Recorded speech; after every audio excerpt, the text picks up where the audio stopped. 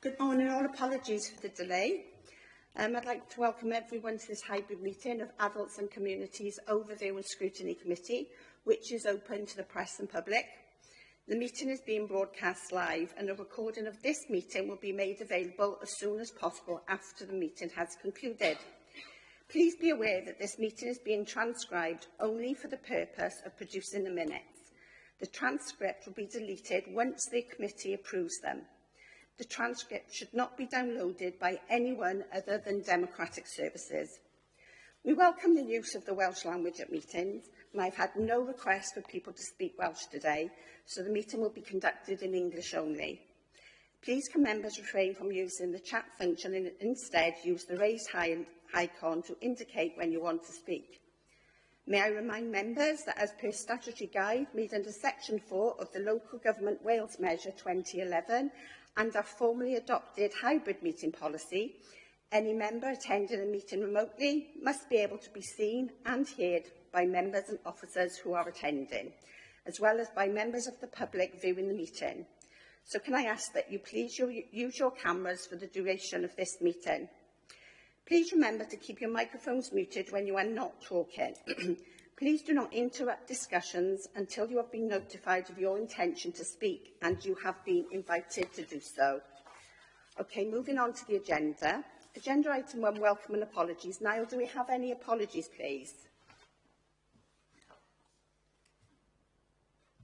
Yeah, morning, Chair. So we've had apologies from Councillors David Williams and Linda Clarkson. Thank you. Declarations of interest, agenda item 2. Members, do you have any declarations with regard to today's report? No. Okay. Agenda item 3, minutes of the meeting 18th of September 2025. Members, could you please state whether you have anything to raise in relation to the minutes from the meeting held on the 18th of September, where the committee received a report on the IAA and flow through the adult services system? If not, I will take them as agreed. Yeah.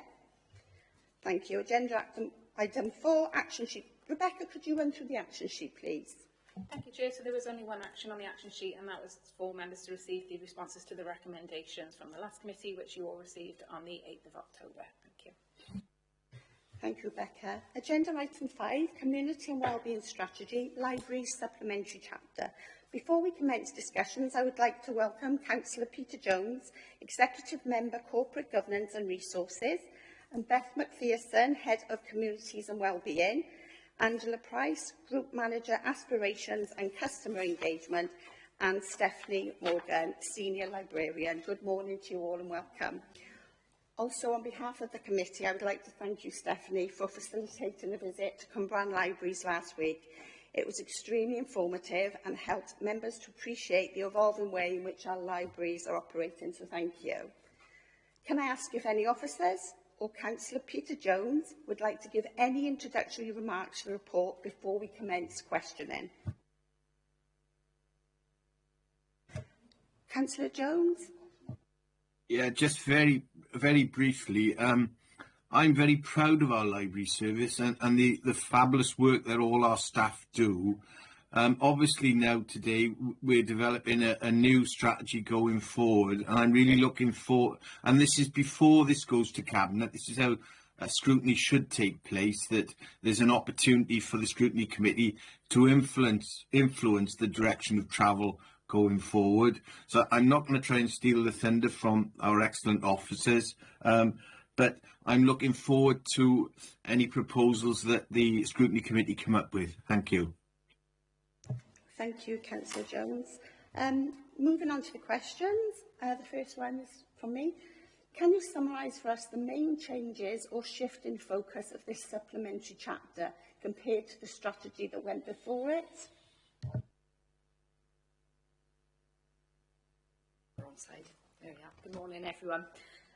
Yeah, I think probably the primary shift that we're seeing is obviously we will always have a role as a council to deliver library services. What we want, though, is the library facilities to become much more of a community hub.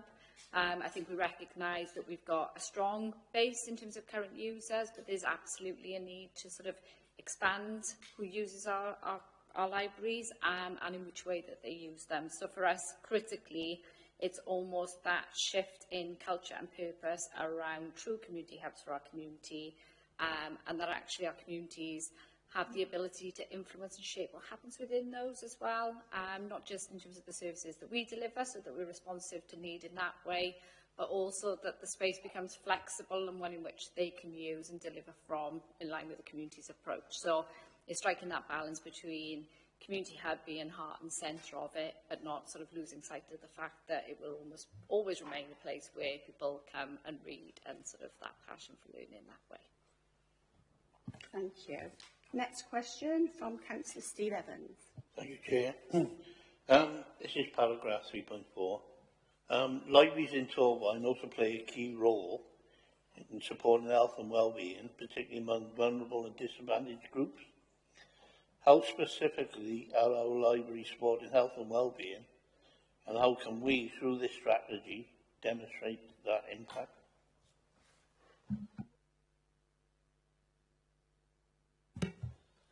Thank you.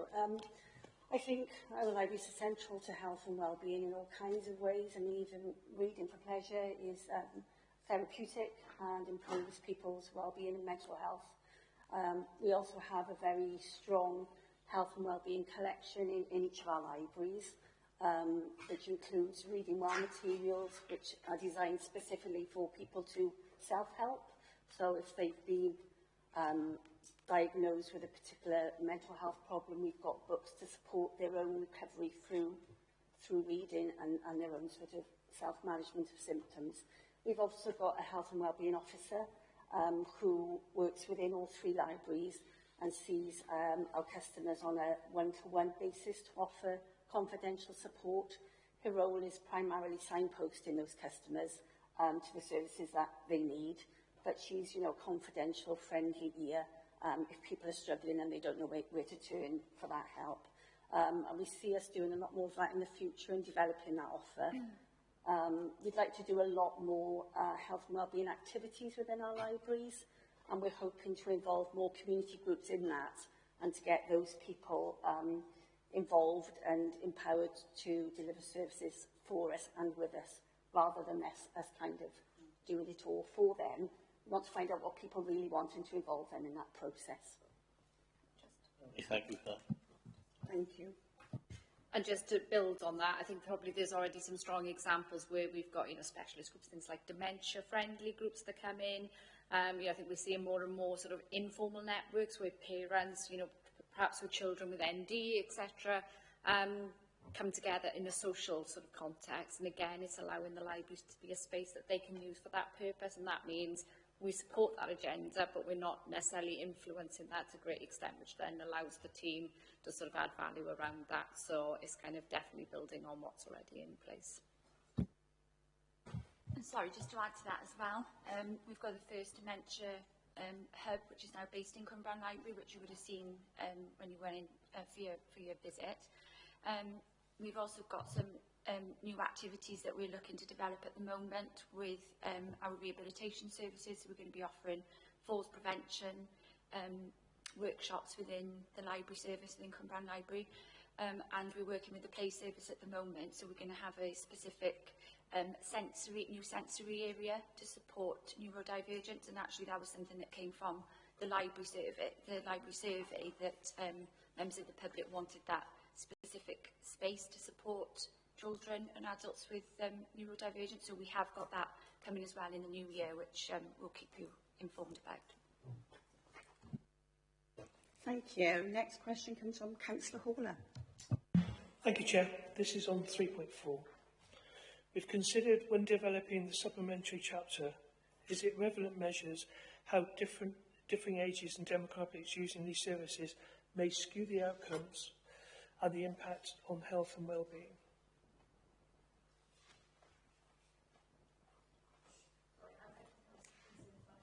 Sorry.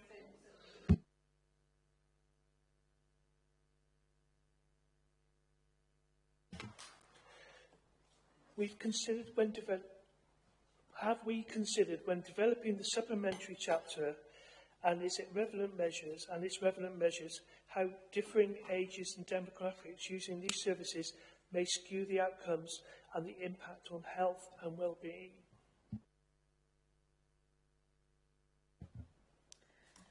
So I think in terms of developing the measures, I think they are still drafts, so they're still subject to change and to take account, because I think we recognise whilst we've got some feedback, we're still awaiting further, so there's definitely sort of further opportunity to review that and make sure that they're relevant, because I think at the moment we probably are seeing a specific demographic represented, and I think we recognise that.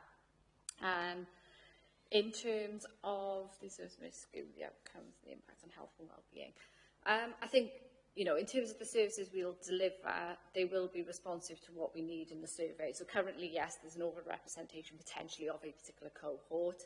We would be looking to expand that, but use it alongside other data as well. So in terms of where's that genuine need within the community linked to demographic, to make sure that, yeah, we report in the relevant bits. I'm not sure if that answers the question, to be honest. But, oh, yeah.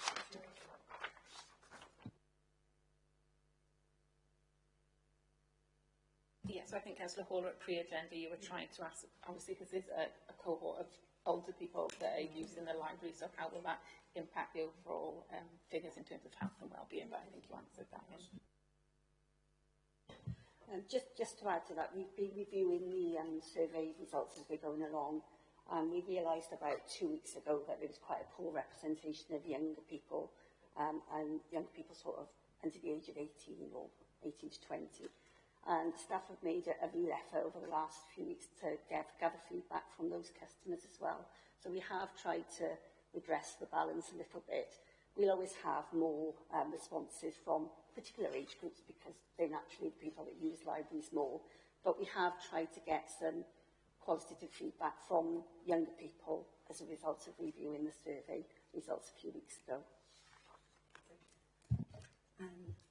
Back to you, Councillor Hall. Back to me, sorry. Question number 4. The COVID-19 pandemic also highlighted the importance of libraries as a trusted community anchors. What ways was this still highlighted, and are we confident that libraries are still needed as a community anchors in the same way as they were then?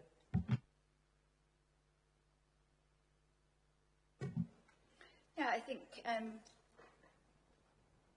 post-pandemic, it was a vital lifeline for some, and I still think it is. You know, people trust the libraries, they see it as a safe and welcoming space, but we know that there's more to do around meeting the needs of, or getting people who don't use the library to come to us. I think we had about 87 respondents in our survey for people who said that, for non-users, and some of the responses were around, I don't need books. Well, actually, we've got a role to play now because we're more than a library. It's not just about books.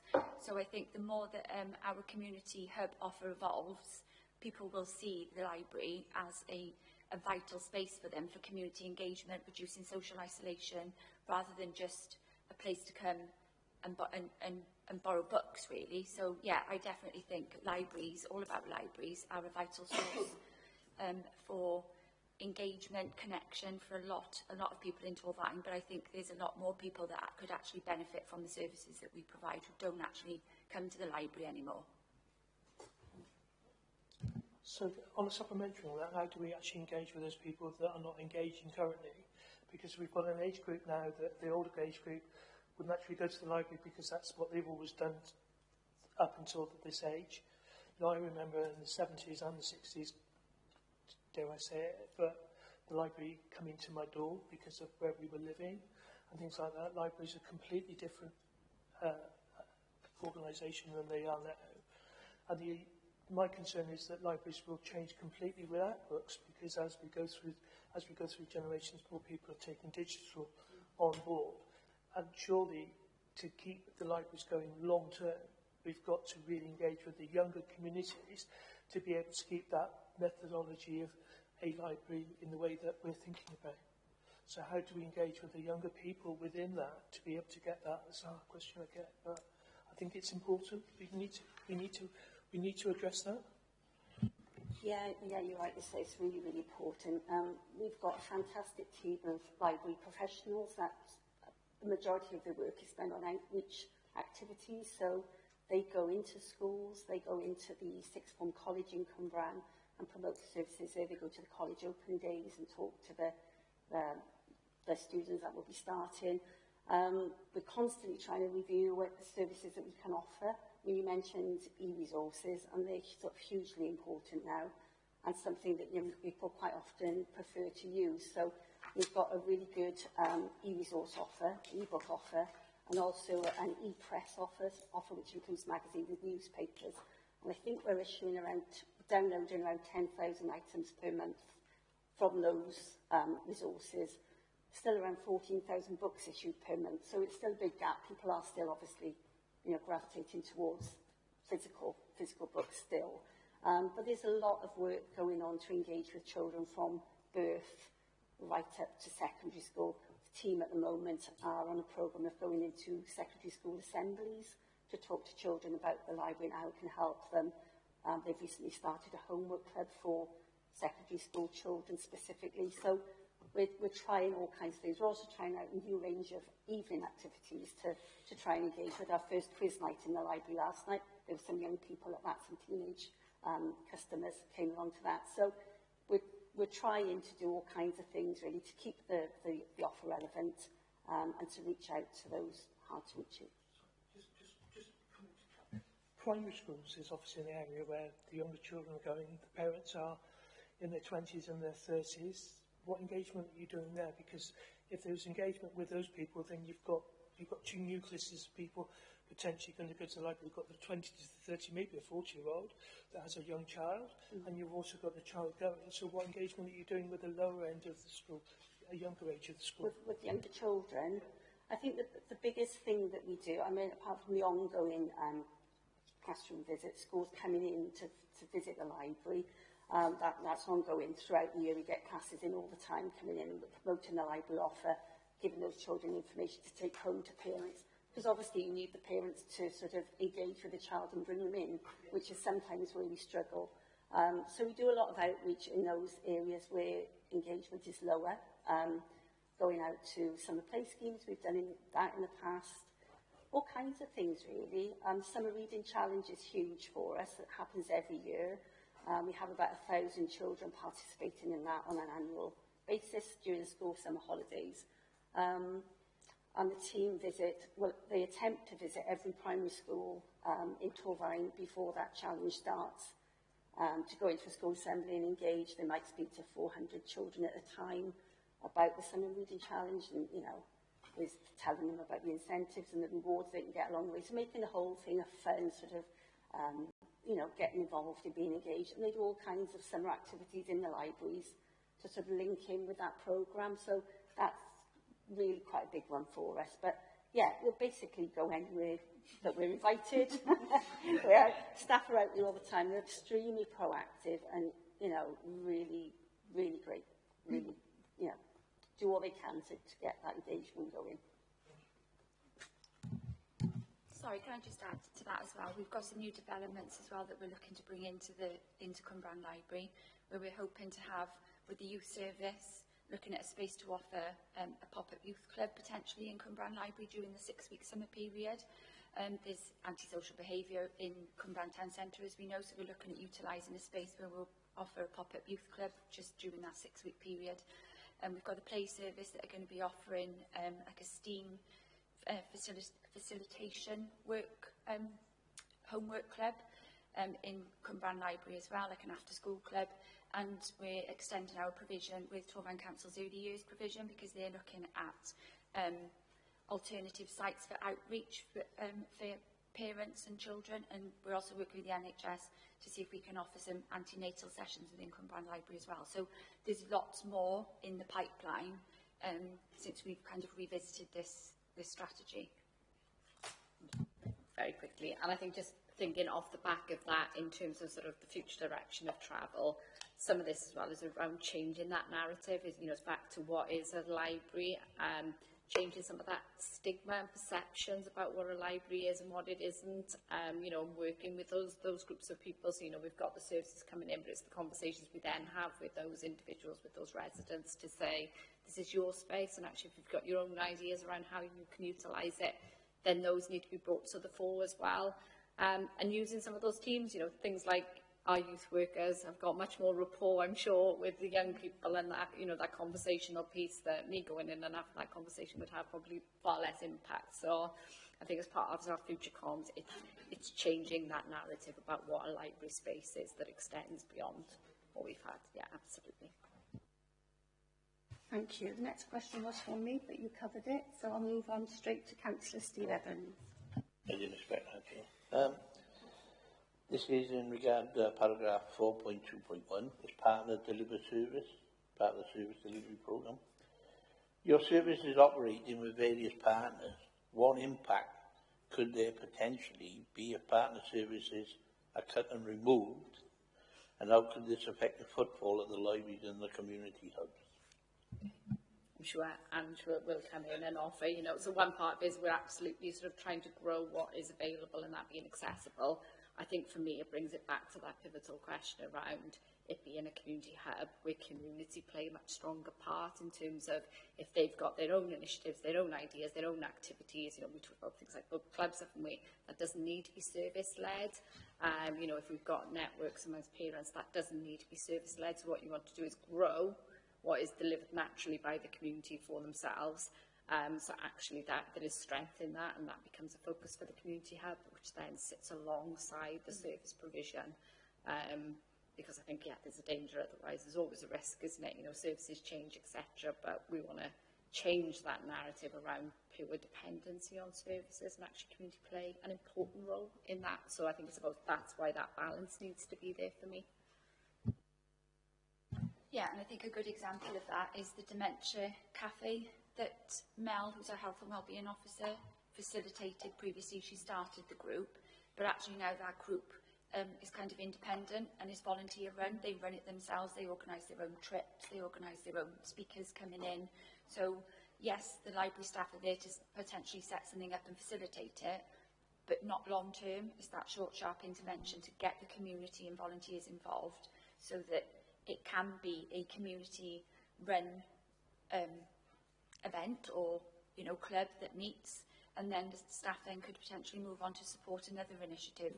But the aim is that they're there for that short, sharp intervention to move them on. And if we did see that happening with a partner agency that was withdrawing a service and it was very well attended, I think we would, as a team, work with that service to see, not for library staff to continue delivering it, but if we can work with TVA and you know, other community volunteer networks to see if we can, that particular activity could still run, but not through council staff, through volunteers.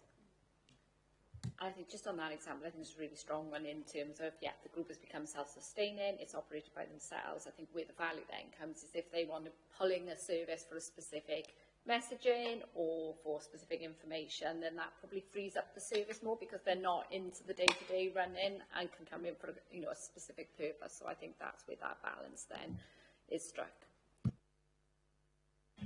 Yeah, I can see by the visit in Cwmbran that you're not standing still, you're moving forward and changing with the needs of the people coming in there. I understand that personally myself in what I do, so that's up to you. Thank you. Thank you. Councillor Horner. This is on 4.2.1. However, a collective, they offer traditional library services along with library staff delivering programmes, partners delivering services and growing offer to the community delivered activity. While most services may be demand collectively across our libraries, have we identified needs or provisions on specific venues so we can focus and tailor that provision? And a prime example of that would be in Blanavon Library, we occasionally have a craft session when there's an event on. It brings people into the centre to watch the craft down below, but it also takes the opportunity to put children up into the area and do craft. Is there any more types of things happening like that?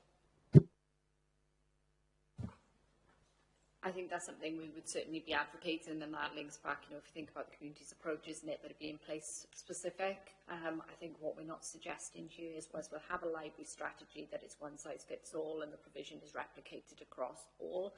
I think we recognise our libraries are unique. Each of them are unique in terms of the buildings and the space that they have available, and then what that local need and interest looks like.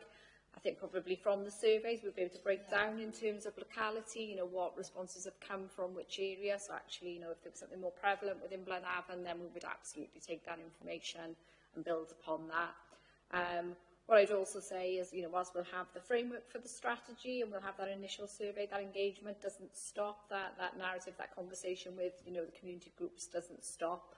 And I think that would be a critical part in terms of that local network and some of the organisations that are already operating. It's kind of, again, how do the library spaces enhance that, not duplicate, because the worst thing we can do is say we've got a space and then that has an impact on another community venue that's doing, something equally as important. So we haven't identified by locality specifically within the strategy, but I think that's absolutely, based on a place-based approach we would take. So are we saying that each site will have its own specific strategy because of the needs and the desires of those libraries? For example, in Blaenavon we have a cafe downstairs. So we have a history group that meets on a Friday.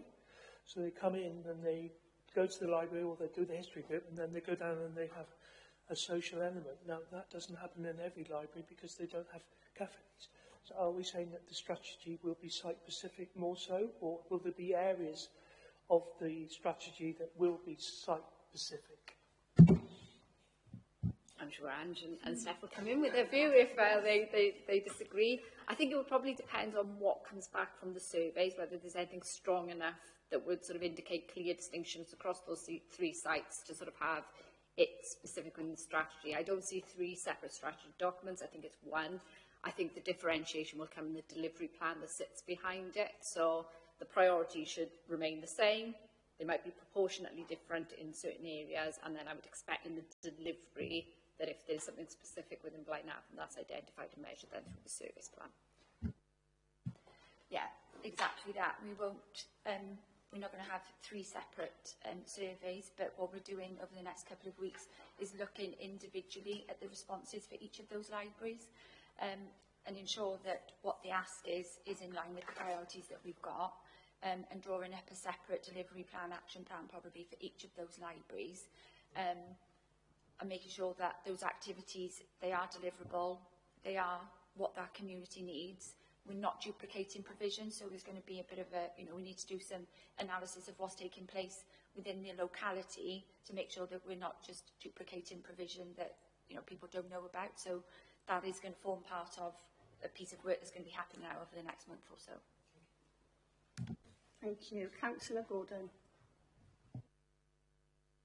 Thank you, Chair. And can I echo the thanks to Stephanie in particular for facilitating a visit to Cwmbran Library the other day. It was more than useful. Thank you.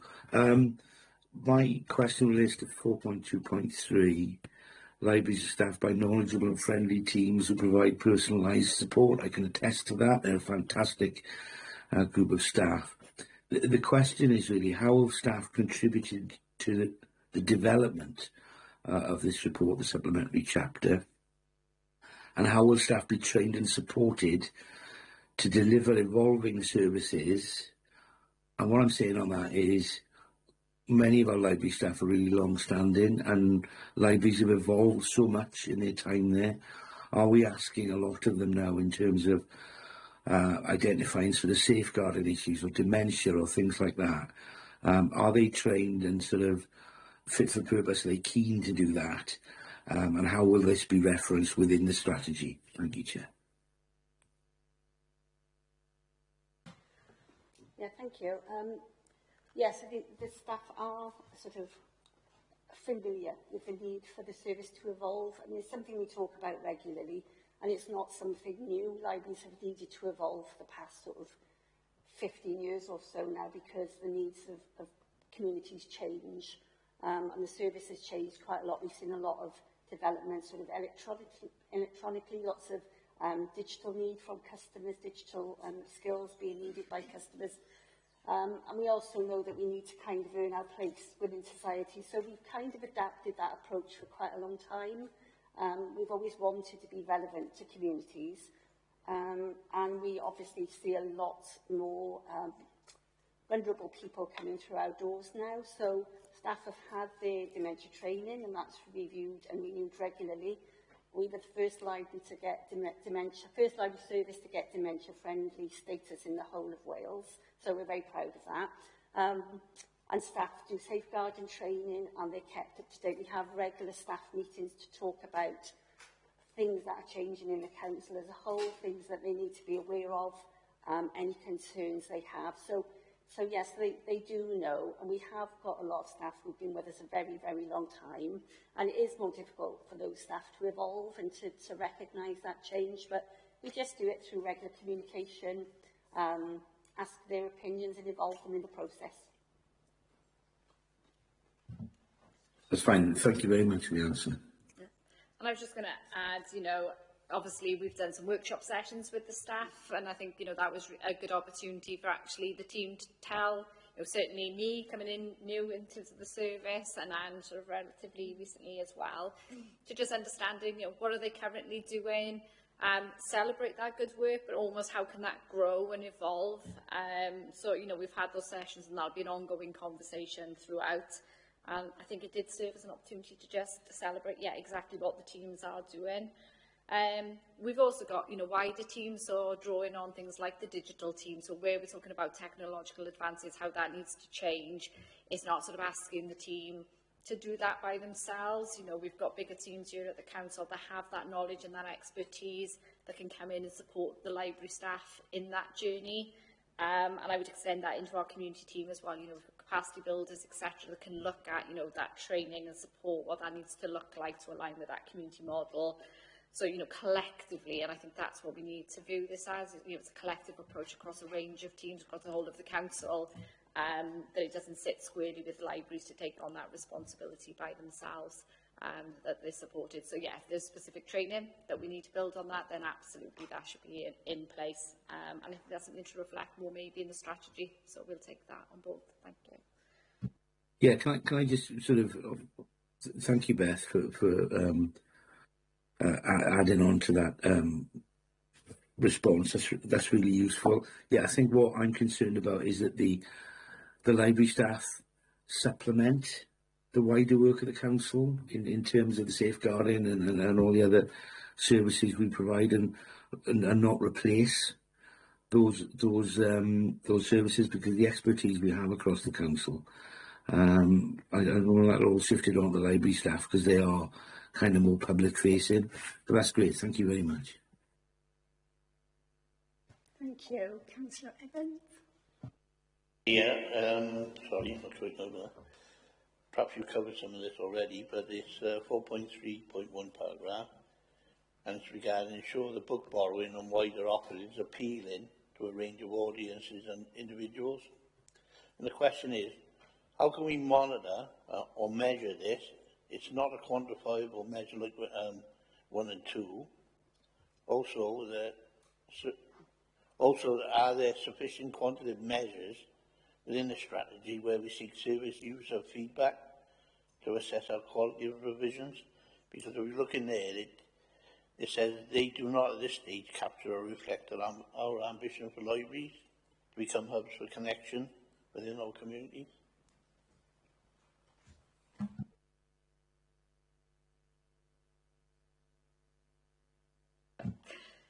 So in terms of book borrowing, I mean, Stephanie might want to come in on this. And, you know, and the measures that we've set out in the strategy are ones to just start the conversation. So at this point in time, you know, they're not fixed, and we will certainly sort of make sure that we reflect on what's not there and how we measure. And that would absolutely be a mix of quantitative and qualitative, because I think critically for us, some of this is difficult to measure in numbers when we're talking about people and response and how they feel, etc.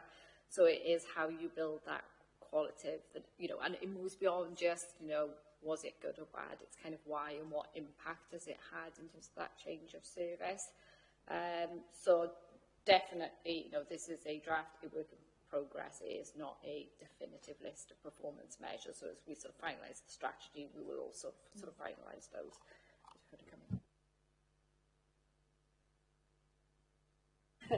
No, just to add to that, yeah, I mean, it's something we struggle with in libraries, you know, we have done over the years, is we're asked to report to Welsh Government annually on our performance, and it traditionally covers things like book borrowing, number of people coming through the door, how much you're spending on the service, that kind of thing. But there's been little really about the qualitative value of the service. So Welsh Government are recognising that now, and they've asked us to start doing more sort of impact assessments for our customers.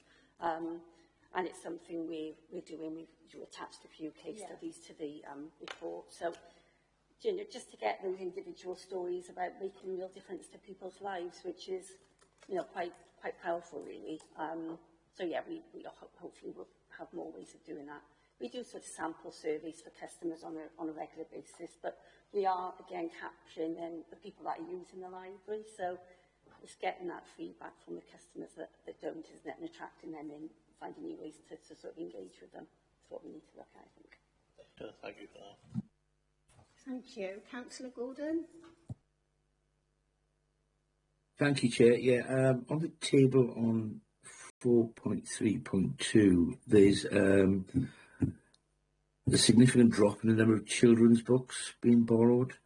Have we identified any potential reasons, be it anecdotal or sort of granular data on why that is, please? Yeah, can I just check? You're referring to the data for 2024-25, the last column? Yeah. Sorry, yeah. Yeah, we were actually closed for just over 5 weeks for the Cumbrae Library refurbishment to take place, and that sort of affected the book issues quite significantly for that period. You know, we're issuing around 14,000 books per month, so obviously a proportion of those will be children's books. I think it's usually about a third of those are children's books. So that drop in figures is kind of a result of that closure period. It's unfortunate we had to close, but you know, we had a lovely library at the end of it, so that was all positive. But generally, children's book issues are very good, and they are sort of growing. I mean, if you look at the previous 2 years' data there, they are actually growing. They've recovered well post-COVID, and book issues are continuing to recover well post-COVID, with a switch towards e-books as well. Since that time, because that's when people moved across to our e-resources when they couldn't use the library. So we are seeing a sort of growth in e-book usage, but yeah, physical books still, you know, a very healthy number being borrowed on a regular basis. Thank you. Thank you. Councillor Howler? Thank you, Chair. This is on table 1 on 4.3.2. Visits to the library website seem to be fairly stagnant. How can we address this? Proportion to population and comparative data. Basically, there isn't much change between 38,226 in 22-23 and 38,772 in 24-25, and the year before that was less. How can we address that? How can we feed that information, please? Thank you. I think our visits to the website stats are fairly typical of most library services across Wales.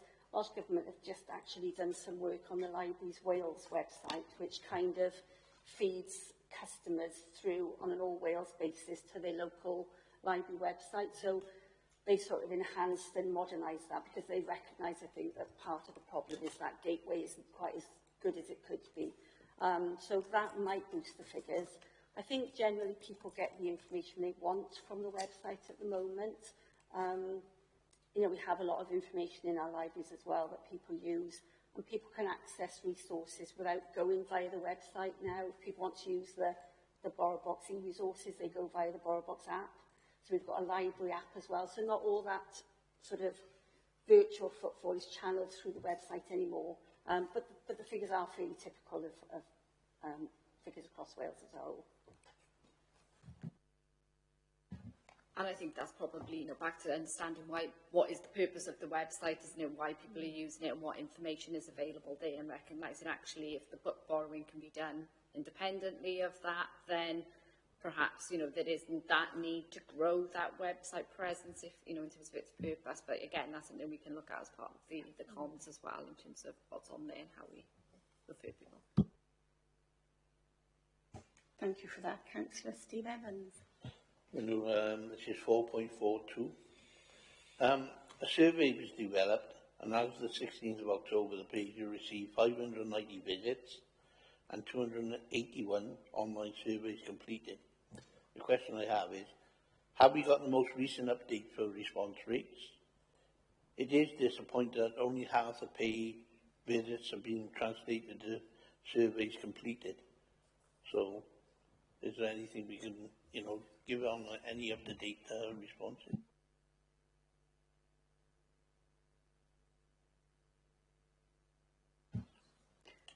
So I think probably because the survey is still ongoing, we haven't got that information for you today, but absolutely more than willing to sort of share that with you when the survey closes, so you can get a full picture of what that response looks like. I think it's probably a general acceptance. We've got our online tool that we use for issuing surveys as a council, and that goes to all of those that are signed up. I think there have been efforts to try and extend that, to try and promote it amongst teams, etc., so that they can share the surveys. We try and reach schools, youth clubs, etc. I think it's an ongoing piece of work and an ongoing development opportunity, not in just this context, but I think broader in terms of the council, in terms of what other means are available to us to gather those views and how do we do that? Because, if you're talking about young people, for example, even if you get the survey to them, is that the mechanism through which that they best represent their views? Probably not. So I think we can be more creative in terms of that engagement piece to get genuine value from it. So yes, the translation rate is probably lower than we would like. I think we recognise that. We're pushing more responses to try and drum up that representation.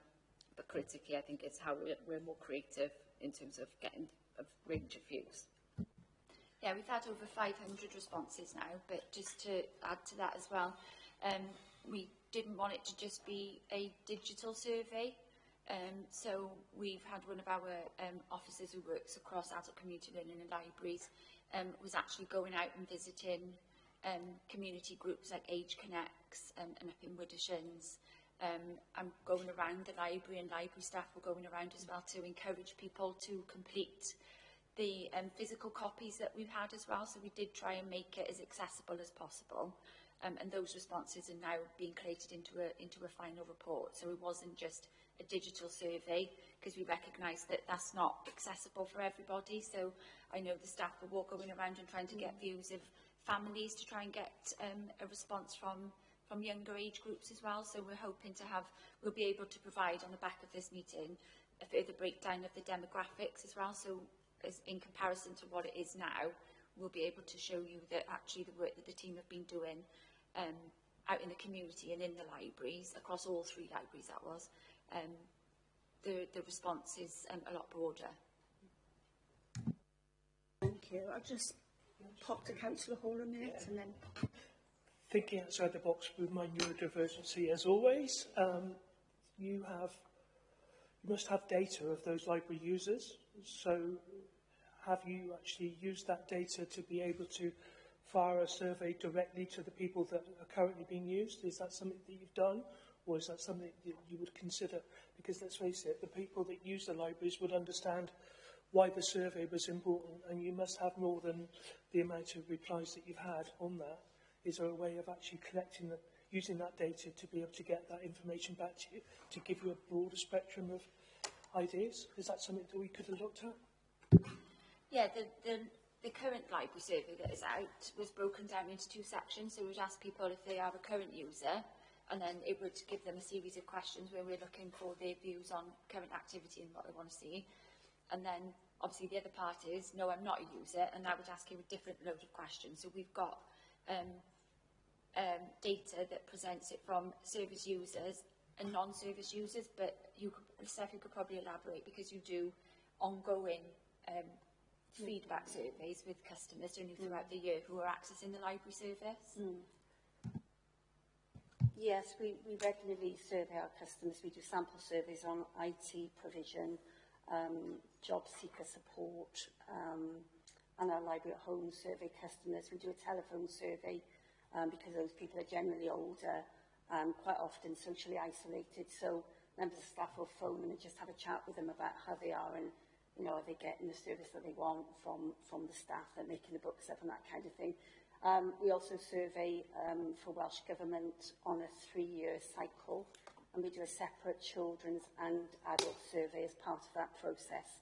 And we usually have around 1,000 responses to that survey when we do it. So that's also online, but in our libraries, and staff are really proactive in going around and talking, to people to try and get them to give us their views. We'll have classes in, we do a whole class survey, with the children. There's like, what do you think of the library? And they're shouting out and we're writing down their comments and things like that. So, yeah, we do a lot of engagement. I think that the trickier part is trying to engage with people that don't use you and how you reach those people. And digital surveys are great if people take the time to drill down and actually click the link and go ahead and complete the survey. But the danger then is they'll think, oh, I don't use the library, I'm just not bothered. So that's a tricky bit for us, yeah. Councillor Evans. Thank you. Just coming back to the question I asked. I normally ask this question, how simplistic is the survey? Because some people may find it difficult, whether it be digitally or the questions asked. That's the reason I asked that. Because if it's more difficult, you get less people fill it out. If it's more simple, you'll get more people fill it out. So that's the reason I asked that particular question. Yeah, I used straightforward, plain English, I suppose, and it was that they weren't complicated questions. We don't think the survey was devised with our comms team, council's comms team, and it was simple questions like, do you use the library? If you do, tell us which one. What do you like about your library? What are the barriers within your library? What would improve your library? So I'd hope that those questions, I mean, the answers that we've gleaned from it, a lot of people took the time to actually add the narrative in there. So yeah, I'm hoping it was not too technical. Can I just add to that? Sorry. We also use the survey to try and highlight the services that we offer, because even with our own customers, they quite often don't, they're not aware of the range of services that are on offer. So we did have a page with the different activities for each library listed, and we had quite a few comments back from customers saying, oh, I didn't know you did that, and what a fantastic range of services are on offer. So that's even from our, from our library users. So just kind of illustrates the point that you have to keep kind of promoting what you do. And the other part of that is, if somebody needs some support to fill that out, is there anybody on hand to sort of help them fill that survey? Yes, and well, definitely within our libraries, some staff have sat down with a few people and helped them, and supported them to do that. So, and like you say, we've had children in on class visits, and we've done a sort of whole response from them and gathered their feedback, which has been really nice. So, yeah, we will help people do that. Thank you. Next question, we've kind of touched on this, but I would like to just ask it. Limited representation from young people, with 43 people under the age of 35 and only 10 of which were under 25. Could we possibly offer an incentive for young people under 25 to complete the survey, such as entry to a prize draw or something like that?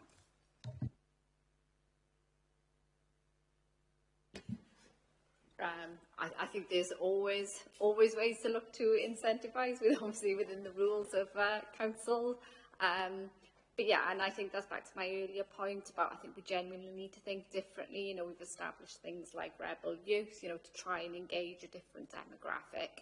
I think there's absolutely opportunities to extend beyond that. There's the work you can do with schools, but actually, again, that can sometimes be a typical demographic of young people, isn't it? When we talk about sort of issues with antisocial behaviour, that difficult cohort that might have genuine reasons why they behave in the way that they do, and again, it's having the right people to have those right conversations and to capture it in a way that's appropriate as well. So yeah, incentivise could be part of that, but I also think it's not always a case of tick box survey. It serves for some purpose, but talking to young people is just how do you gauge and gather those views and bring them back in.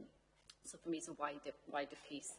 I think another area we touched on was men are underrepresented. So, each time I think it's going to have to take a different approach. And again, then drawing on our wider networks, our local community groups to try and gather those views. Yeah, make it almost specific for that, democratic thing. I think that's a good idea. Councillor Hawler. This is on Appendix 1, Public Service, public consultation feedback. Accessibility, small lifts, limited disabled toilets, poor signage were recurring points that were raised, especially for the older adults and parents with prams. Have we worked with the disability and accessibility groups to access the suitability of access and identified areas for improvement, and also developing a strategy to ensure it's all-inclusive? Now, for example, in Blenavon, as you're fully aware, there is a lift that takes you up onto the second floor, and there is a disabled toilet just around the corner from the lift, and there is what I would say easy access, accessibility, like that word anyway, into the library. Yeah, well, all the libraries have lifts, and all of our libraries have disabled toilets, so the provision is there. I think the issue we have is that some of our lifts are quite old and don't now quite comply with some of the regulations around dimensions. So obviously that's a huge problem in itself, because the cost to upgrade and having the space to do that is something that's quite difficult to deal with.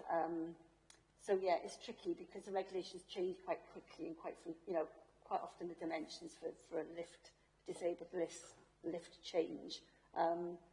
So it's how you manage that.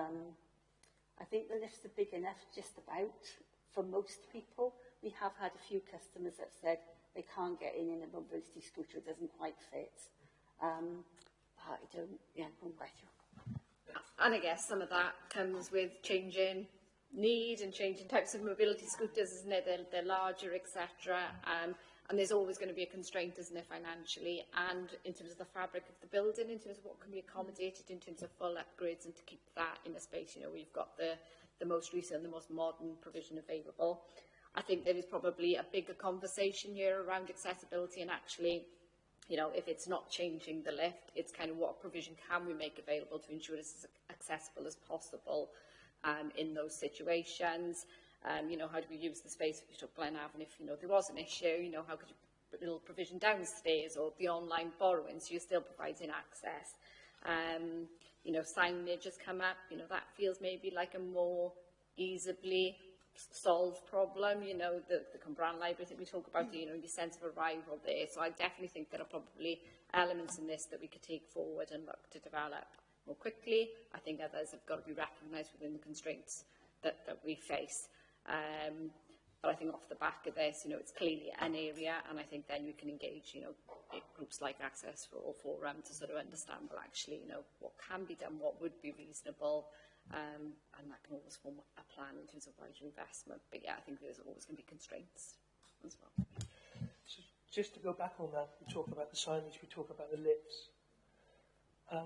We're trying to engage with communities. There are members in the community that either have small children, who have parents that are struggling. We've got people that are disabled that would be using the lift and things like that.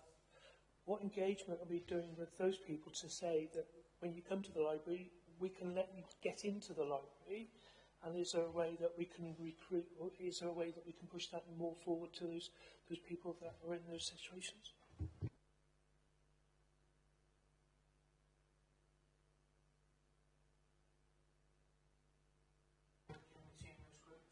Yeah, I mean, it's not something we've really done a lot of in the past, I don't think, but it is probably something that we could probably find some teams within the borough that we could work with on that and get some customer engagement and, just speak to people about their expectations. I think we do try to use the downstairs space in our libraries to offer sort of little kind of, mini services and information. But obviously that's not a full offer, and that's not good enough really.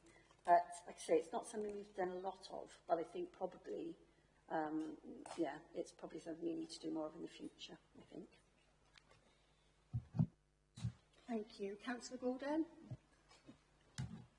Thank you, Chair. Yeah. Questions 15 and 16 are both for me, so I'll combine them if I may. Appendix 1, the public consultation feedback. And I think the the previous question from Councillor Hall touched on one of the main items of feedback was access. Aside from that, or as well as that, are there any aspects within the feedback that we might find challenging to address? I don't revisit the access thing because I think that's been asked and answered, but anything else which might be challenging? And then how do we kind of sense test, how will we demonstrate to residents that we've taken on board the comments? How will we show, you know, you've asked for this and we've done that? What sort of communication will there be? Thank you. Yeah, I think the accessibility one, the lift, is definitely going to be a bit of a challenge for us. One of the other things that has come up for Cwmbran is that they want a cafe area within Cwmbran, and I think these are things that we can definitely explore rather than having a full-on cafe. It could be something that we could do, like a community-led cafe, if we can find the space. I think a lot of the feedback is around book selection. I don't think there's anything in there that, apart from the, you know, the accessibility and the lifts and things, that is, I think opening hours has come up as well. So I think there's a lot for us to review now over the next couple of weeks. But in terms of feedback, I think it's important for us to feed back to customers so they know that we are listening. We've used the strapline before, you said we did. And I think that's something that we will definitely promote and feed back and thank residents really for completing the survey. And off the back of that, you said we did, and really publicise and acknowledge that as a council we have listened and we have taken action. I think that's going to be key for us, especially to get further engagement from residents in lots of other council areas, that if we feed back and tell them we've actually listened to you and we've taken action, I think we'll get a better response, hopefully, for years to come. Good, thank you. Thanks very much. Thank you. Even along the lines of like a vending drinks machine, something like that. Yeah. Okay, next question is, to bring this vision to life, we propose renaming Cwmbran Library as Cwmbran Library and Community Hub. How would we publicise this rebrand and ensure that people are aware of what's actually available at the hub? I mean, I would anticipate, we're obviously already engaged with our comms team, but I would expect, you know, a communication plan that sits alongside that strategy that really focuses in on what's our messaging, what is that community hub, and not just what we've got on offer now, but actually how we're inviting people to come forward with how they want to use it in that flexible way, and then for us to demonstrate how that can be accommodated. So, yeah, I would imagine almost a bit of a mini comms plan that kind of relaunches that vision. In a bit of a big bang way almost, isn't it? And I know Ange will be all across that.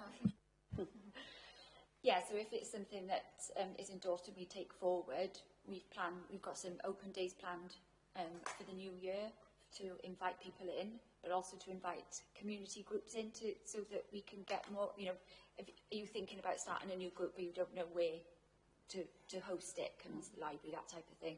But going back to signage as well, if we do take that route of Cwmbran Library and Community Hub, myself and Steph are already meeting with LCP Properties, which is Cwmbran Shopping, to look at ways in which we can have more signage around the town centre, to, you know, directions to the library, and I think that would be a prime opportunity for us to do the new signage, if with a new name. Basically, so it will have more of a presence around Cwmbran Town Centre and on, you know, some of their electronic boards and in the car park. So we've already kind of made some stepping stones to arrange those meetings with Cwmbran Shopping already. Can I just to say as well, we've noticed in the surveys coming in that a lot of people are asking for things that we already do. So there were lots of comments for services, and oh, we already do that, So it just emphasises again that we need to be reinforcing those messages all the time, and, you know, using social media, using Torfaen Talks, that's a great resource for us because it goes to every Torfaen household, and we know that people will see it, they like reading it. So it's just reinforcing those messages all the time that these things are going on and they're open to everybody, and, you know, there's lots of different activities going on in our libraries. Thank you. I know we've touched on my next question, but I just wanted to see if you wanted to expand on it further. Have we considered how our services are designed to deliver to people with neurodivergencies? I know we did touch on this in the beginning. Is there anything else you'd like to add what you previously mentioned? Probably not a huge amount, but I think within the strategy, it's within one of the priorities, it's part of that. I think it's recognising that, you know, customers are not all the same. There will be, you know, uniqueness and qualities that we need to draw out. So it will feature as a priority area, and whilst not explicitly around neurodivergence, it will expand across that and many other areas. Thank you. Councillor Nicola. When I think back to the 60s and 70s when I was a kid, the time when you went into a library was shh, shh. Right now, we're now looking at Appendix 2. Is there a risk that turning our libraries into community hubs and putting too much under one roof may risk of unintended impacts? And how do we find the right balance between shh and... I think we've had that very same conversation. I think probably what's reassuring, and maybe what you saw when you went to visit Cwmbran, is actually they are more vibrant and naturally sort of noisier places than they would have been.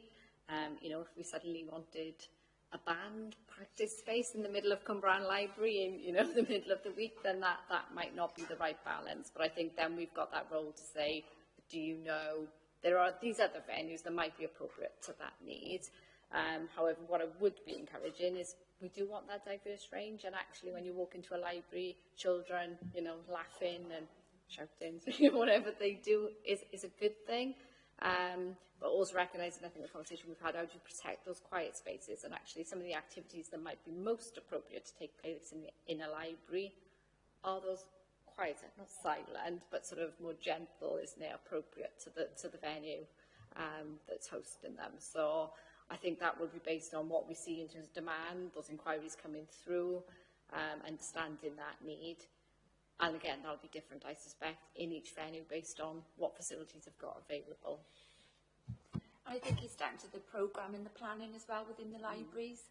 You know, I think Steph and her team wouldn't have 6 story times and singing groups going on at one time with something else taking place. You know, I think we have to be trusted to ensure that the activities that we're planning don't take away from the fact that people do need that quiet space. But we've also got those little booths now as well, so people can, you know, we can offer them a quiet space where they can go and read in one of the booths, which are, you know, very sound protected, because I've been in them. Yeah. As I said, the recent refurbishment of Cwmbran Library, we took into account that we're kind of a co-located space now. We have partner organisations on site with us, so we've had the feedback in the past about, you know, people wanting a sort of traditional library feel and that kind of passion a little bit, and they found it difficult to find a quiet place. So that was kind of built into our design for that new library. And we tried to put the kind of noisier services in when you came for the walk around. We tried to put the noisier services in the same area as the teenage library, because teenagers are okay with noise, they don't mind. So we tried to ensure that we had that balance, and we had places around the building where people could sit in a sort of sound protected, if you like, soundproof booth, and there are quiet corners. We've got a pod, I showed you the soundproof pod that people can use for quiet study or meetings, and we've got 3 meeting rooms as well. So we have got those kind of quiet areas in a mix with all the other, you know, chaos and the busyness that we quite often have in the library. And just the pod, if I remember right, it was free. Yes. Brilliant. Yes, it is, yeah. Councillor Evans? Yeah, I wanted to come back on the soundproof, which would beat me to it. I did notice the booths are quite small, but what I was thinking, if you got surplus rooms, would it be possible to make a soundproof room? So you'd have a bigger venue to operate things, particularly in neurodivergent or stuff like that. Because as we did see, the booths are lovely, but they are quite small, and they are quite intrusive, a bit for people with agoraphobia, you know. You know, a bit small for me. Yeah, it's a good question. I mean, I think the community rooms that we've got are very well used anyway, and they do have quite a lot of noisy activity in them. We do under fives round times on a Friday morning. We have kind of, I think, 50 people at each session, so that's parents, grandparents and children all singing together in those rooms and making quite a lot of noise. And it's generally okay. People don't tend to mind. You know, Beth said about sort of music and that kind of thing. We've had choirs in those rooms. We've had drumming workshops for teenagers in the past. And generally, customers like to see things going on. You know, they like to feel that the libraries are vibrant and well used. So it's not been a problem up till now. And usually those activities are quite short-lived as well, aren't they? So, you know, maybe you don't come in that hour if you know there's going to be a drumming workshop going on, and you know. So yeah, it's not been an issue so far for us anyway. The only reason I read that, rather than being, say, 3 or 4 in a booth, you could have a bigger function in one of the bigger rooms, particularly in the corner. It was quite a large room, wasn't it? So, yeah. Thank you. Councillor Gordon? Yeah, thank you, Chair. We're still on Appendix 2. We're talking about outreach. There's been a lot of talk about building a hub for the community and sort of central locations. But what can you tell me about outreach? Not everybody can access that community provision in kind of a standalone location. So how do we sort of extend the message and services of the libraries to those who aren't able to attend in person? So in terms of outreach to promote the services that the library actually offer, the libraries go hand in hand really with the Adult Community Learning Service, so they do a lot of outreach within our communities in open days in Cumbrian Town Centre, but I think we have got the Library at Home service, which the team do promote when they're out there, just, you know, not just promoting the physical libraries that we've got, but the actual Library at Home service as well. And I know you can allude to that a little bit more, can't you, in terms of the service users. But yeah, it's key for us, and I think our comms as well, we could do a lot more from our communication side. So it's not just about the physical library space, but it is the at-home library service as well. We've no longer got a mobile community library that we saw years ago. So we have to rely on our communication and getting the message out there to people, and via partners as well. The over 50s forums, Age Connect, those type of places where we want to work in partnership with them so that we can increase the reach of our at-home library service. Steph, do you want to add anything? Yeah, just to add to that, we do a lot of partnership working now with other council teams, other organisations, and they're quite good at spreading the word for us. So they're going out into those communities, community connectors, do a lot for libraries by sort of telling people what we can offer. We've got the Library at Home service that Angela talked about, which really is a lifeline to people who are kind of isolated in their own homes through mobility issues or other health problems. And some of those people don't see anybody all day. Our delivery driver will be the only point of contact they've had all day. So that's a really vital service to people. And we spread the word about that as much as we can. So yeah, it's all around using those channels, I think. Social media, Torvine social media, promotion, getting that message out there where we can, using Torvine Talks, trying to get into households with the message that, you know, the services are available. And of course, the staff going out and doing what they do all around Torvine. Thank you. Sorry, just on that, we're looking at working with our community meals, because obviously they are going into people's homes and delivering meals, but actually giving them some literature so that they can promote the at-home library service as well. So it's really trying to increase our reach with partners, but also internal council services as well that are seeing people on a daily basis. And I think the people that are utilising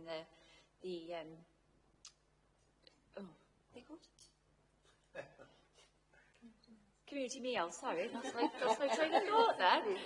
Community meals, I think that, you know, giving those information and asking them to impart it about the at-home library service is probably a key area for us to develop. But thank you. I think it's encouraging to hear that sort of different departments of the authority are working sort of together on this, and mention the community meals service. I think taking a holistic approach is really good, and it's not different elements of the authority acting inside, working in silos. So it's good to see that connectivity. Thank you. Thank you. And I also think I'm a bit old school down the road to flyers. Embraces of Teaching Not Wasting, Salvation Army Community Cafe. People that attend those, some might not be online. So I think then flyers distributed via this channel, explaining what's on, the refurb. I think also that's a really good route in line with the Meals on Wheels service. So I think we look at all of it to target as many as we can. Okay, and Councillor Steve Evans. Going back to your last comment, I'm welcome. I'll give you some booklets to a lot of things going on within my ward anyway, in Thornhill. The question I got is, back to it, the app 2, delivering in partnership and the 5 ways of working. What consideration have you given as to how this supplementary chapter and its objectives could impact long-term trends? And where do we see the service in 5 to 10 years?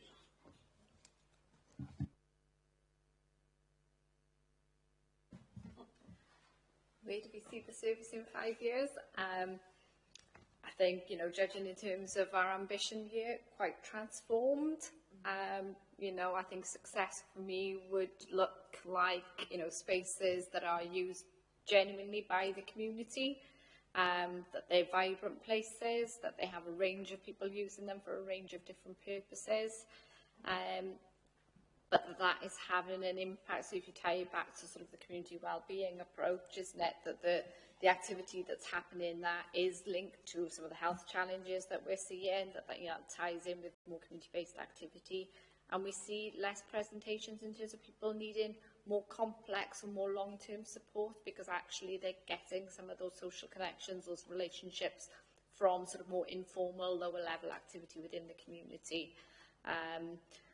So for me, that's, how I would like our libraries to look, but that we don't lose sight of the fact that, you can still borrow books, but you can do that in a variety of ways, in flexible ways, and that is aligned both to current demographic and, more young people, because actually sustainability of our libraries, we have to evolve and we have to respond to that future need as well.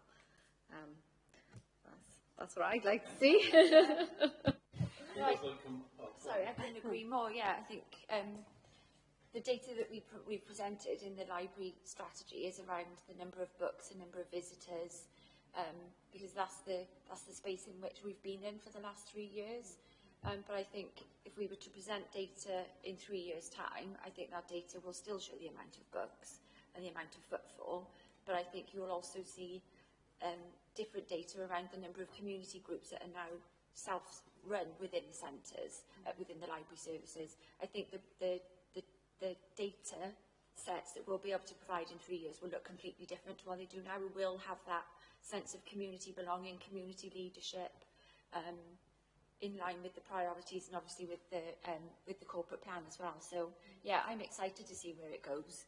It's almost like you want the library service to be like your living room, where you just feel comfortable and you can go and connect and engage with people. And I think what I want to see, and Steph, is that when people walk into the library, it's, you feel excited by it, you feel energised by it, and I think that's where we definitely want to take the library service. For me, if I'm around in 5 years' time, hopefully, I'd like to see the increase in the data and larger footfall. And we're targeting all the age groups and, the diverse parts. Then it's a success in 5 years' time. I know, my own personal view, it's taken me probably a bit longer than that, but we're there. So, yeah, I appreciate that. I got the next question, unfortunately, yeah. This is Act 2 again. This is performance indicators.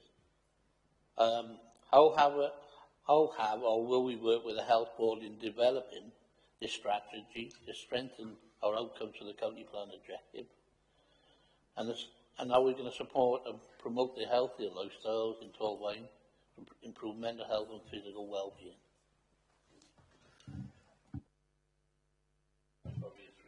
We can all come in on that one. Like we've already touched on the health and wellbeing offer that we've got at the moment, but that's just going to continue to grow, I think. Well, it definitely will. And bringing in partners, we're doing more activity within the library service now, again with internal teams, with sports development. We are establishing those links with GP surgeries and with the health board. I think I alluded to earlier, we're having some of the rehabilitation teams coming in. So I think our hub offer, our health and wellbeing offer will just continue to grow, but it's about bringing those services into a trusted space and they're accessible as well. So we're working with the health board to be able to bring in non-surgical clinical pain relief sessions, which we're starting in the next couple of months. We've got falls prevention coming in. So there's a lot more that, and we're working with our internal teams for the HDRC to look at those wider detriments of health as well. So it's kind of all encompassed, I suppose. But I think our health and wellbeing offer will just get a lot stronger. I don't know if you want to add anything. Yeah, I think, health are obviously front and centre of these conversations. And I think we're probably on a collective, I'll use the word journey, I've tried to avoid it.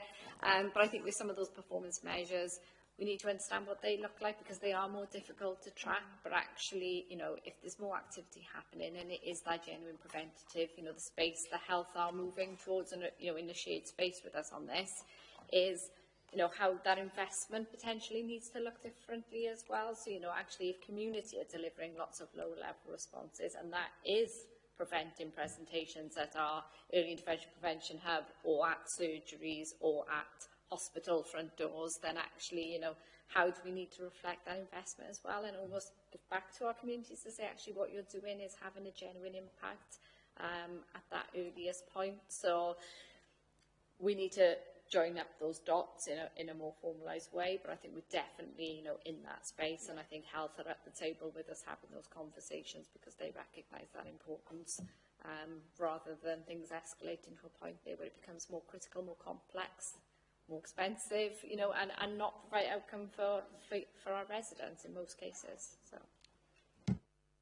Just to add, we've talked about the stock, the wellbeing stock that we hold, and the Read and Well collections, which are all about kind of managing symptoms rather than kind of continually relying on GP support or, medical intervention. So that service is there. We could do with doing some work around that because the issues of those items are quite low at the moment. So we're working on at the moment on getting out into doctor surgeries to let GPs know that those services are there.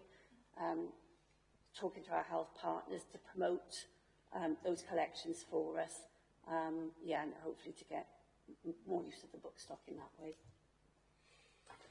And I've got a supplementary to that one to look at. How can the performance indicators listed under this objective accurately demonstrate specifically contributing to improving mental health and physical well-being? So we need to know what's going on with data and everything, performance indicators.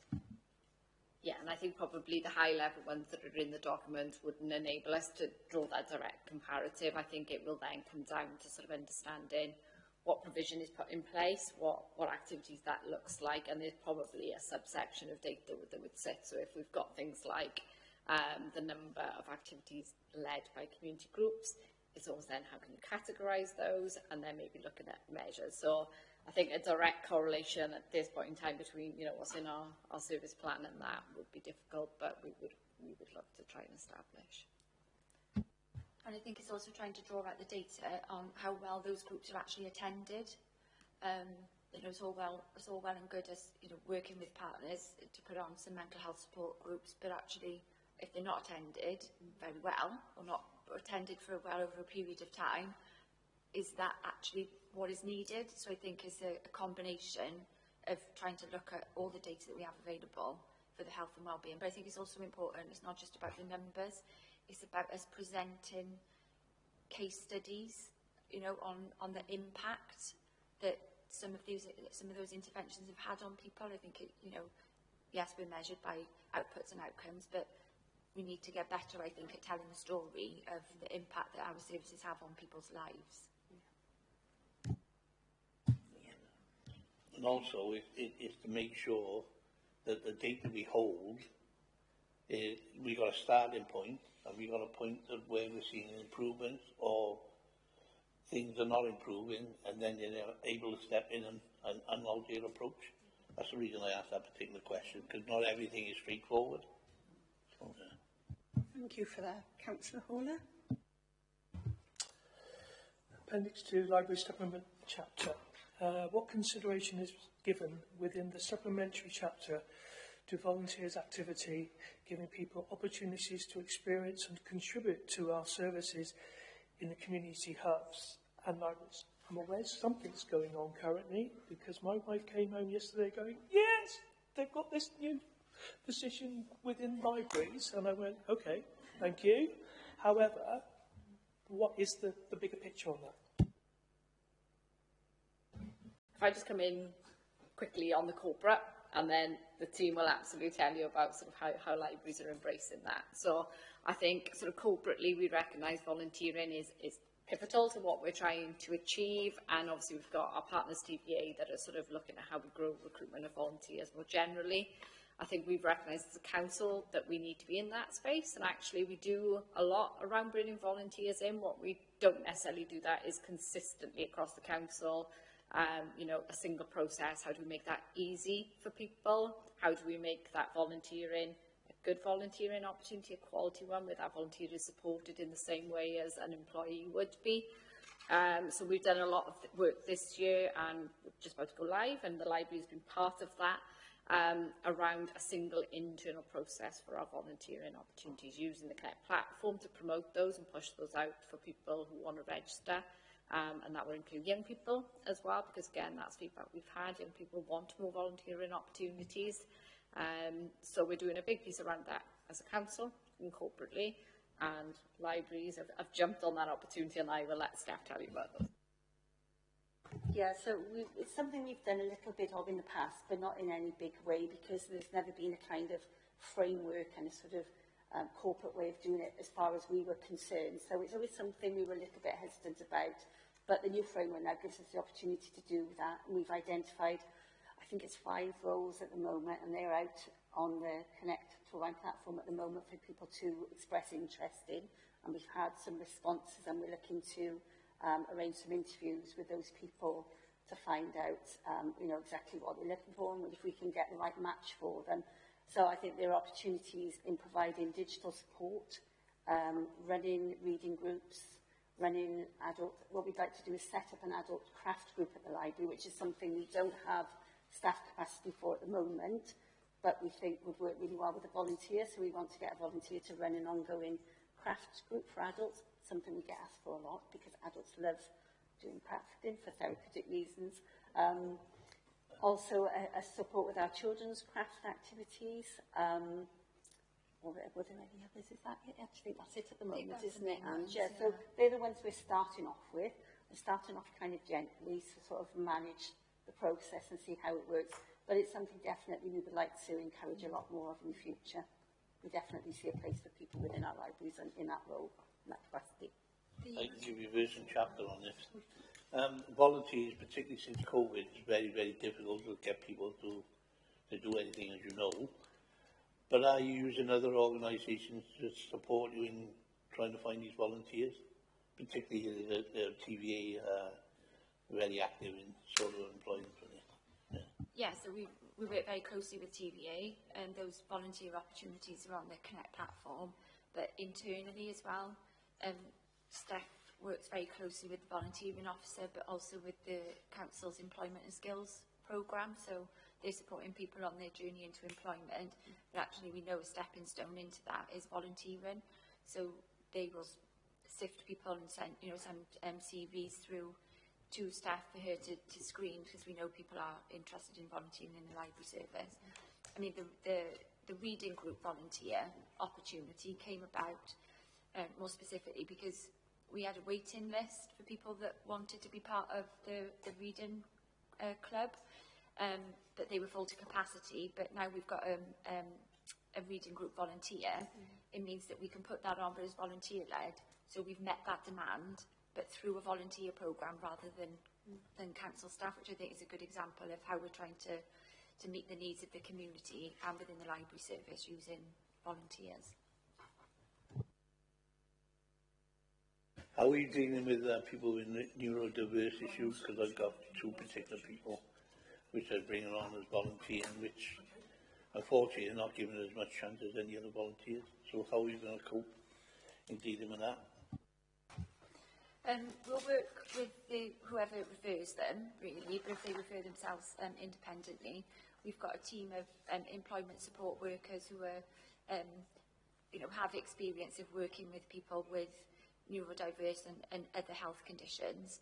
So it's not just a one-size-fits-all. The team will tailor the support that individual needs, whether that's they need picking up and taken to the work placement, whether work placement adaptations need to be made, and just having that constant go-between as well. So yeah, I wouldn't. It's not. We're very accessible and open programme project, and if we need to have support in place for a volunteer by use of another volunteer, then it's just making use of the opportunities that we've got around us, really. Yeah. The only reason I ask that is it's not an easy process. Yeah. It's more time and effort to bring these young people, particularly ours, on.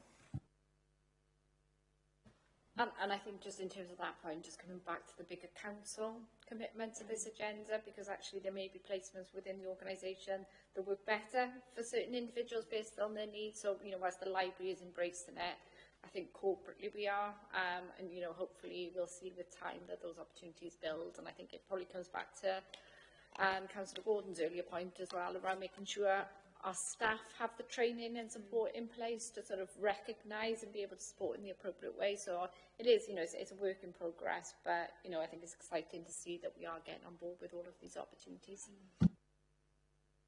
Thank you all. Next question, Councillor Gordon. I know that a lot of the question has been already answered. Do you still want to ask it? I don't think so, Chair. I think it's in large part been answered. I can skip immediately, I think, to the next question, which you'd be pleased to know is the penultimate question of this session. In the case studies, we talked about the summer reading challenge, and I know on the visit to Cwmbran Library recently, it was mentioned that not all the schools engage in the challenge. Do we know why that is, or can we encourage them to sort of take part? I think it harks back to my sort of previous comments about we're a joined up council, or we should be. So I think personally, schools should be encouraging children to read books over the summer. But apparently, not all schools are engaging with this. I wonder whether you've got any ideas of how we can encourage more take up of that, I think, positive initiative. Thank you. Yeah, it's quite a tricky one. I mean, the engagement prior to the summer reading challenge is pretty high. I would say there are only about 4 schools that the staff don't manage to get to. Quite often it's the window of opportunity that we've got to promote it. The summer term is very busy. Lots of schools have got concerts and end of term activities going on. And we don't get the summer reading promotional materials early enough to start the visits any sooner than we do. So we're liaising with the reading agency about that, trying to kind of ask them, can they get those materials out to us sooner? You can't really go into a school assembly and sort of promote it without those, your banners, your posters, and the incentives that you can show the children. So I think that's key to it, really, is getting that material sooner, which will then mean staff can get into the schools that bit sooner before that end of term you know, chaos when nobody really wants to visit because they've got too many other things to do. But on the whole, the engagement is very high for the Summer Reading Challenge. Good. Okay, thank you. That's good to hear. Thank you.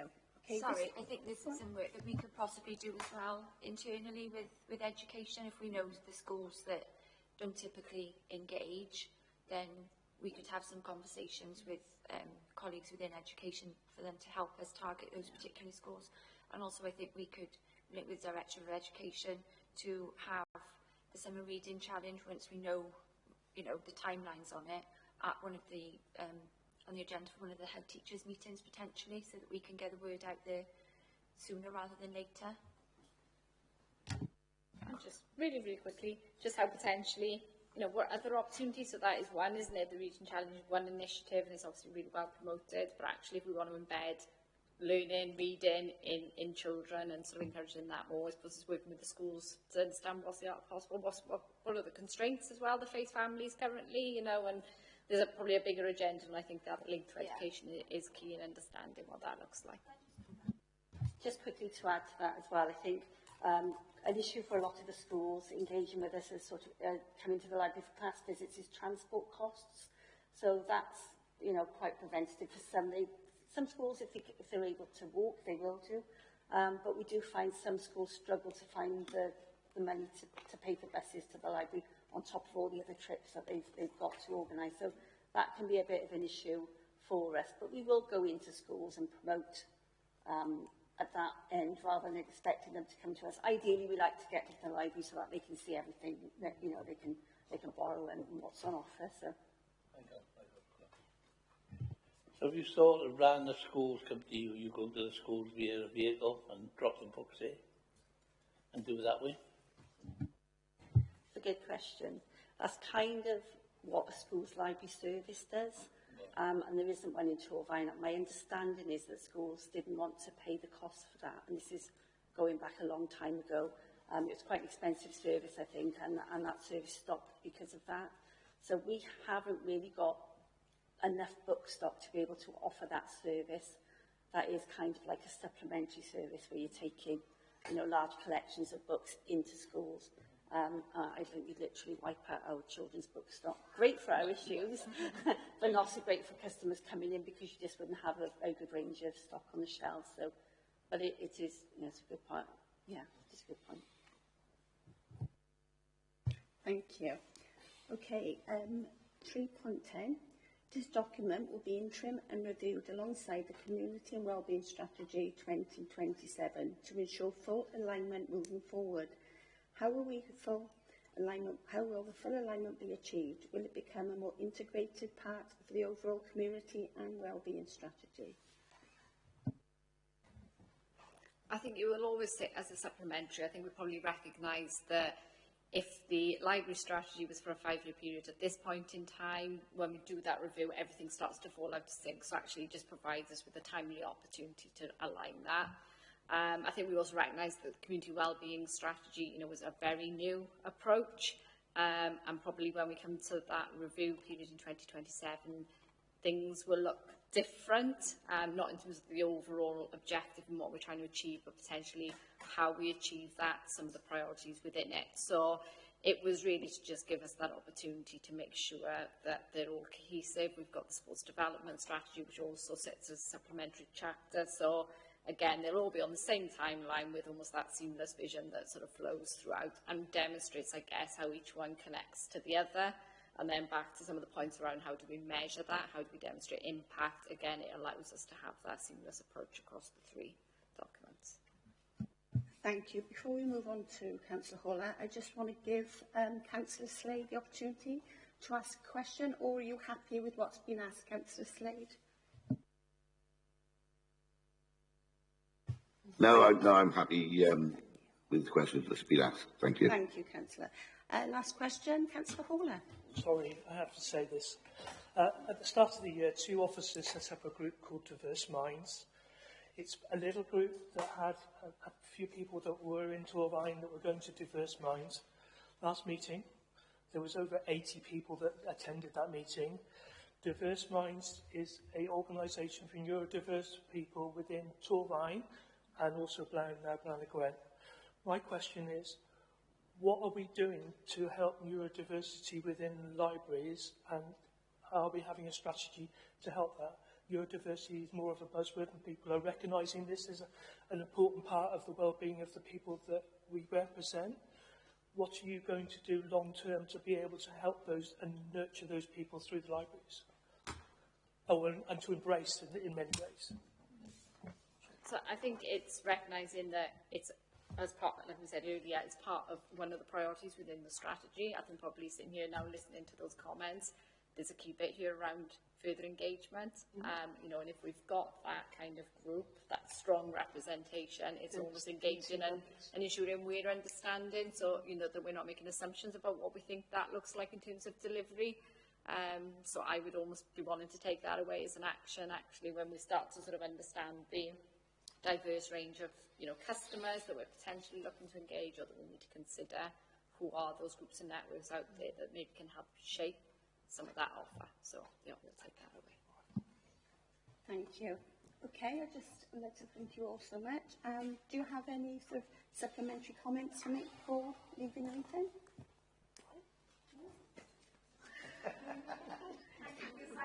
Councillor Jones, anything? No. Oh, thank you ever so much. Thank you. Free to leave. Enjoyed that. Just like we remind you that the meeting is still in formal proceedings and still being webcast. Members, please can I remind you that the meeting is still in formal proceedings and still being webcast. Can I refer you now to the scrutiny activity and invite you to offer your recommendations. I'll hand you over to Rebecca, who will formulate the recommendations with our members. Thank you, Chair. So if I can just quickly remind committee of the scrutiny activity set out in the report here. So the Adult and Communities ONS Committee has been invited to review the performance information, library survey feedback and the draft strategy supplementary paper to determine whether the vision is appropriate and flows through into the priorities, to assess whether the main strategic priorities and supporting delivery ambitions, including any additional gap or development areas, are appropriate, determine whether the strategy appropriately represents our ambition in supporting community and well-being alongside our library services delivery, that it ensures our performance measures are robust and outcome-focused to suitably monitor and report on impactful delivery, and then finally to make your recommendations to the Executive Member for Corporate Governance and Resources on areas for further consideration or development. So can I open it up to members for you to offer your recommendations? If I could just obviously highlight this, you have been asked to review and ask questions on the supplementary chapter that will feed alongside the community wellbeing. So it's important that your recommendations are focused around that strategy rather than potentially operational recommendations, because that is not what you scrutinised today.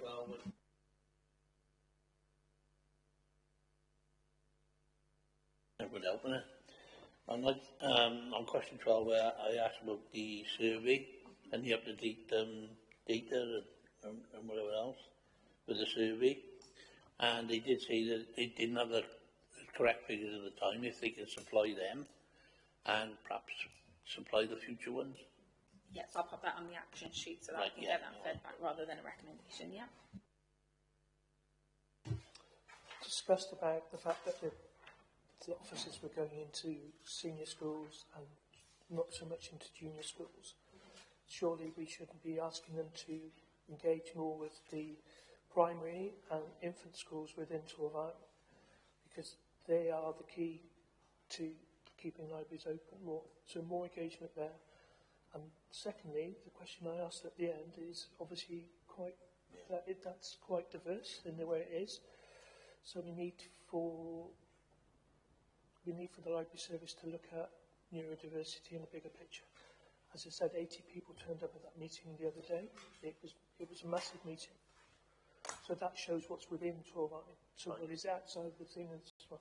I'll be doing it through early process. I'll be through the whole thing, you know. So, okay.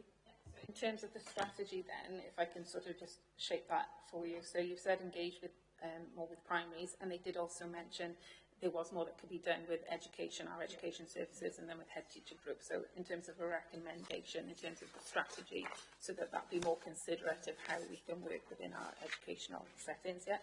And then obviously the recommendation again that the strategy takes into more consideration the neurodivergency and other groups that they can work with in that respect. Thank you, yeah.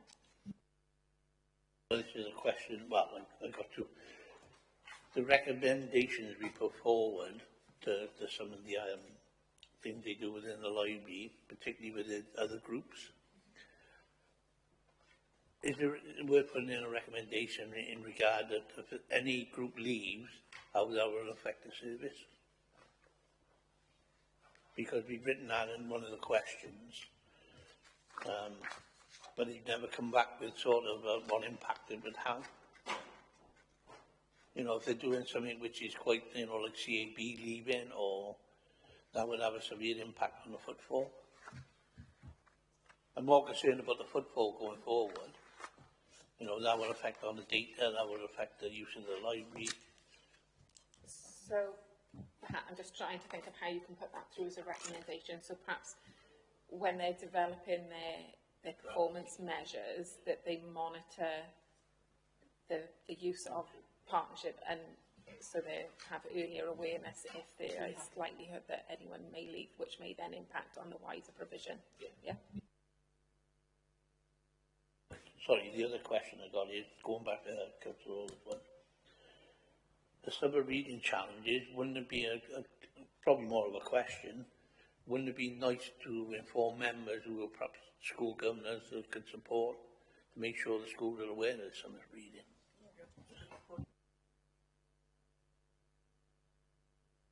Okay, talking about accessibility and lifts and things like that, they basically implied that there was a budget and everything else, but it was also about getting signage, better signage. They highlighted the fact that we needed to look at bigger signage. Could that be an action to go to ask the officers to look at the signage currently to actually make it better, so those people have got more clear identification into those places? Is that something you could ask? Is that an action, or is that a point? I think that's probably more on an operational side, and that they have said they're addressing that, but perhaps a recommendation that they look at the along the, you know, they've said they're obviously going to go away and do a huge piece of work on looking at the feedback that comes back and for specific venues. Sorry. Just trying to think how. Would you rebrand? Would it come into question about rebrand? Yes, so perhaps when they are advertising the rebrand, and it could form part of that, so, you know, we've got what better accessibility and better signage. Encapsulate it in that. Into a thing, exactly, yeah. So the question I would probably add on to that, how do they do their setup within the libraries in support of people with disabilities and neurodiversity, which we touched on in some of the questions? Because it's easy putting there for active people, but if the signage is not at a certain level, or somebody with neurodiverse can't walk in because they're afraid of some particular thing there, then wouldn't it be beneficial to have somebody who's got those sort of traits to come in and support them in how the building is set up?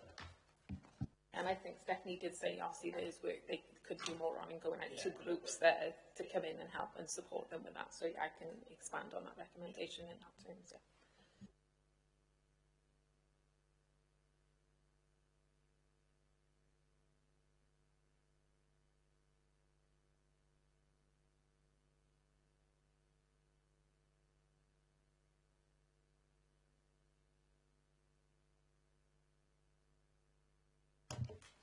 Any comments from online? No? No. All fine. Oh, sorry. One point I did mark up, you mentioned when you were talking about the collectiveness of approaches to the libraries overall, and waiting for the feedback to see if there's any sort of location-specific information, and they did say that they would take a place-based approach. Obviously, that's not going to be individualised within the survey, but just for the survey overall to make reference where there is service, location-specific things to avoid duplication or where there's availability already in the community. Could have a sentence underneath saying which services and what services are going on or where they're looking for because of the services there. So could that be a recommendation on I'm not how sure that the survey would be the place to list that in that detail, but just to make sure that perhaps the survey does reference that consideration will be given to each location on the specific need for locations. Yeah. Could I suggest on that they put either a code number for a particular area, like 1 for Cumbrae, 2 for Pontypool, and 3 for Blaenavon, so when the person puts out the survey, they just tick the number, so they know specific where the survey is from. Obviously, I think the survey's been up and running for a couple of months now, and it is coming to an end, but I'm sure they could consider that in future surveys when they review, you know, the response rates and things. They will, and they've said it's evolving. It will depend what the survey is for, who it's aimed at, as to what approach they would take. But I could put that in the comments. Yeah. Would there be a chance of a seminar based on what Library Services does, so it gives all members a broader spectrum of what people and what happens in libraries? Is it worth them coming to members as a collective and saying, this is what we're doing, this is why we're doing it, this is how we're doing it? Would that be useful? So obviously, it's within your gift as members to request that, so not as a recommendation, but I could again pop it in the comments and say perhaps once this has been approved by Cabinet, that you'd like an all-member seminar then to inform them of the rebrand and exactly what that will entail. With the open days that they're going to be running, I think that's important for members. Even down to the holiday.